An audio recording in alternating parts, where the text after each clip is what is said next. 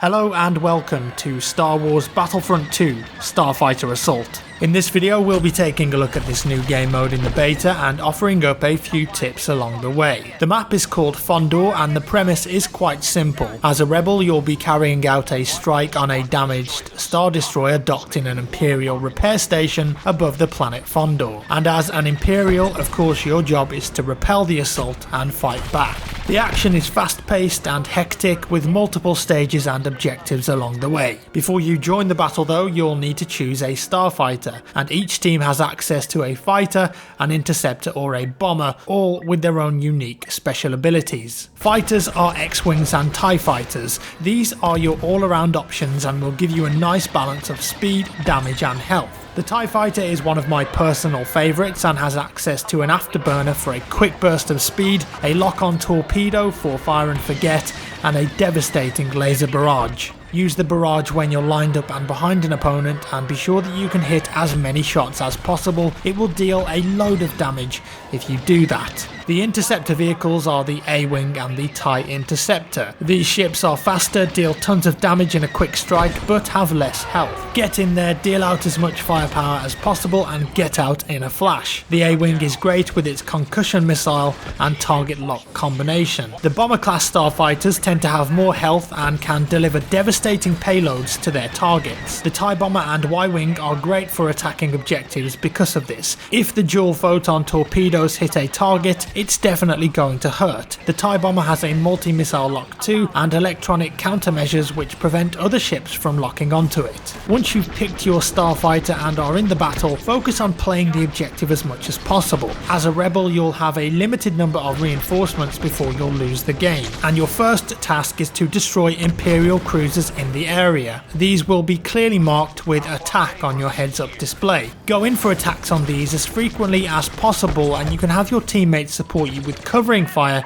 to keep any bogeys off your 6. You'll get bonus battle points for attacking these objectives too. As an Imperial during the initial stage, of course you want to stop this from happening. Take out as many rebel ships as you can, destroy the blockade runners when you see them, and also make sure to go for any Y-Wing bombers you see attempting to deal heavy damage on your defences. The next attacking stage for the rebels is to destroy the shield projectors in the dock. You'll have to carry out some tricky manoeuvres to get access to them though.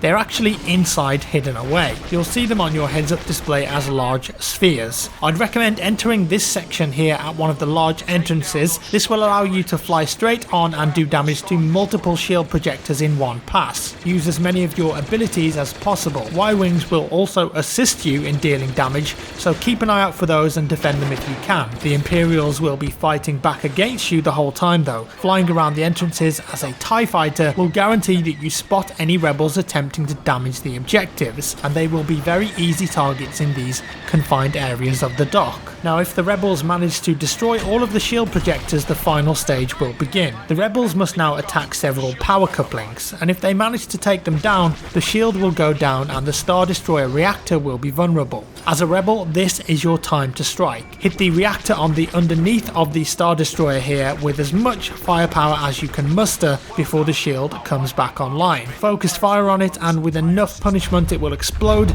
leading to a rebel victory. Of course the Imperials will be fully aware of this happening and will attempt to wipe out your reinforcements before this can happen. So stay sharp and play the objective if you want to lead your team to victory. One element of Starfighter Assault we haven't mentioned yet though is hero ships. If you accrue enough battle points and a hero ship is available, you'll be able to come into the fight as a powerful hero unit. In the beta on this level, the rebels have access to the iconic Millennium Falcon and Poe Dameron's Black 1 X-Wing.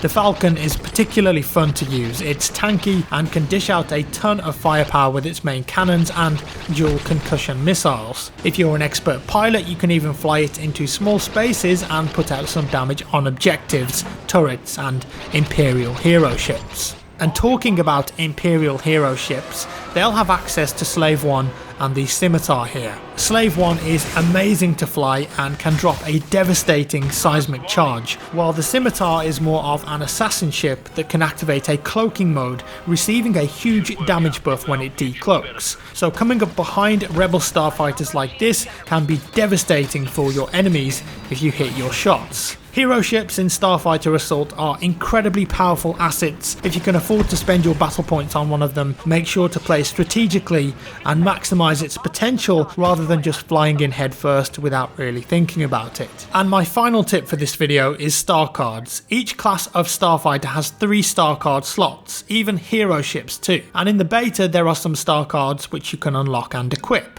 These will change the way that your Starfighter operates. For example, I have a rare star card here that I can equip for the fighter class that will reduce the overheat cooldown by 30%, or tuned lasers that will increase my primary weapon damage. On my A-Wing, here I'm equipping a card which improves my primary weapon's resistance to overheating by 10%. Choosing the right combination of star cards for your playstyle is important, so don't forget to equip them once you've unlocked them. And there we have it, those are my Starfighter Assault tips for the Star Wars Battlefront 2 beta. I hope that this helps you along the way and you can become an accomplished and deadly pilot. Remember, when attacking an enemy that's moving, try and get your crosshair in the smaller circle to hit them, and also if your Starfighter is travelling slower, you'll be able to make tighter turns. Thank you for watching guys. If you enjoyed the video, give me a thumbs up. If you didn't, a thumbs down. Subscribe for more and I'll see you in the next one.